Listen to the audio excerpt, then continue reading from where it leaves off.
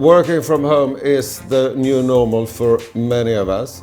And of course, that's the challenge when it comes to your home and the space you live in. And this home we're going to talk about today is an open plan home. So we had to come up with ideas and solutions for how to have two working spaces for the people that lives here, but also working spaces for friends and family that also comes and joins them in this house. One lesson I want you to take away with you from this home is to divide an open space into different zones so you can have different activities in the same kind of room.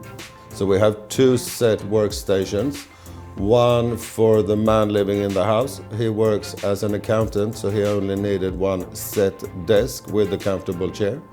The woman that lives here, she is an illustrator, so she has a sit and stand desk with a stool that you can raise and put lower. And more areas in this home that we wanted to include was, of course, a comfortable living area, both for themselves to hang out and also to have easy coffee breaks when a lot of people are working together. We included a large dining table that has work chairs and normal dining chairs, so you can sit comfortable when coming to work into this space. We have added in trolleys into the space so they easily can pack away their things when they leave for the night. We also have a library area which is both used for working and just hanging out, where they both have the storage for all their books, memories from trips and decorating items. And we added glass doors so you have a dust-free space.